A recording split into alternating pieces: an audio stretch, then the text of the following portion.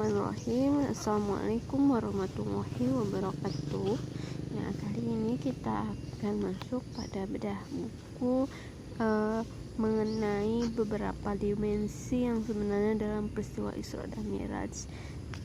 Nah, ini adalah buku Sirah Nabawiyah khusus edisi sisi politis perjuangan Rasulullah SAW. Jadi Sirah Nabawiyah kita tahu sendiri wajib untuk kita baca. Banyak Sirah Nabawiyah baik dari segi akidah, akhlak, adab dan lain sebagainya. Nah, namun ada juga sisi politisnya. Nah, kita akan bahas bagaimana sisi politisnya khususnya dalam hal peristiwa Isra Mi'raj, karena beberapa hal pada setiap perayaan ataupun kita mengingat ataupun hari Isra Mi'raj itu selalu tausiahnya atau al-ustaz dan juga ustazahnya tidak jauh-jauh daripada halnya sholat, dengan kewajiban sholat. Nah, padahal bukan hanya sholat di situ, memang poin sholat itu yang menjadi poin utama gitu kan, karena poin pertama seperti halnya diserahkan di sini juga gitu kan. Di sini terdapat 3 poin yang kami pantas dan bahkan harus untuk memahaminya. Jadi pada saat peristiwa Isra Mi'raj 3 poin hal yang wajib kita pahami. Yang pertama, karena ia memiliki maksud-maksud yang bersifat politik, spiritual dan sosial. Nah, tidak bisa kita lihat peristiwa Isra Mi'raj hanya dalam hal sosialnya saja atau bahkan spiritualnya saja seperti sholat tadi, tetapi juga ada sifat politik dan juga sifat sosial. Nah, di mana jangkauannya sangat luas. Poin pertama yaitu Isra ke Baitul Maqdis secara pribadi dan mendirikan sholat di sana. Nah, ingat poin pertama juga memang sholat gitu kan. Lalu yang poin kedua adalah Rasulullah SAW menjadi imam ketika beliau sholat bersama para nabi dan para nabi mengikutinya. Nah, jadi itu menegaskan bahwasanya sebaik-baik para nabi adalah yang Nabi Muhammad SAW. Jadi kita nggak boleh mengikuti nabi-nabi yang lainnya, kita hanya mempercayai nabi yang lainnya. Kita yakini mereka adalah mereka menjalankan segala perintahnya Allah, kita yakinin, tetapi yang kita ikutin ajarannya adalah ajaran Nabi Muhammad SAW. Lalu poin ketiga di sini adalah pilihan Rasulullah SAW. Nah, pada saat dikasih sama malaikat Jibril, Rasulullah memberi ataupun mengambil susu, dapat gelas yang berisi susu dan beliau mengabaikan gelas yang berisi khamar. Dan perkataan Jibril, kamu telah membimbing menuju fitrahnya, ini berarti dasarnya kita ya.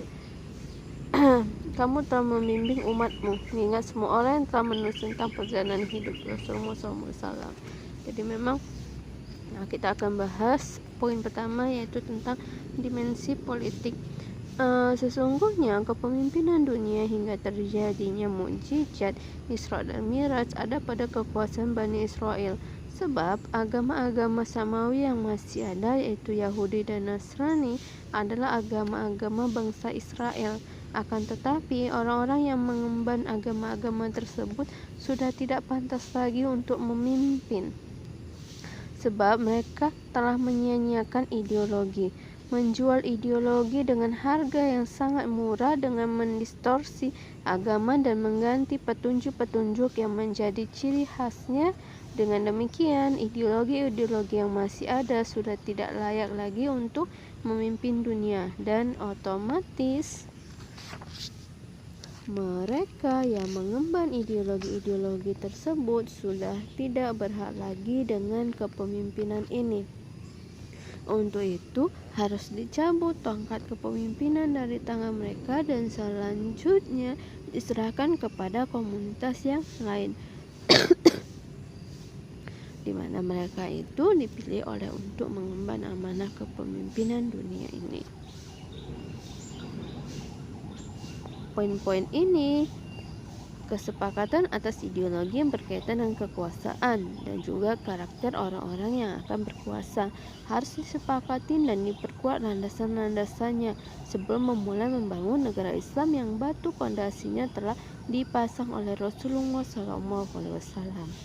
Setelah beliau hijrah ke Madinah Al-Munawwarah, kami yakin bahwa keputusan membangun negara tidak mungkin sempurna kecuali dengan dipenuhinya dua perkara. Yang pertama, ideologi dan sistem harus kuat. Ya, kita paham sendiri bahwasanya dasar segala hal itu adalah dasar segala kepemimpinan itu adalah sistemnya.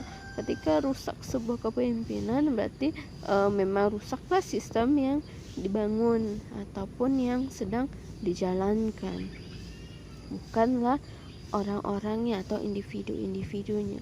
Individu tersebut adalah individu itu secara manusiawinya ataupun kitanya orang yang menjalankan sistem.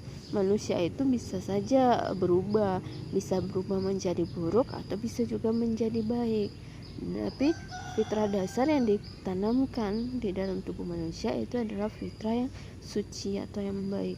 Jadi ketika sudah bertahun-tahun tidak ada perubahan, tidak ada kebaikan pada suatu negara,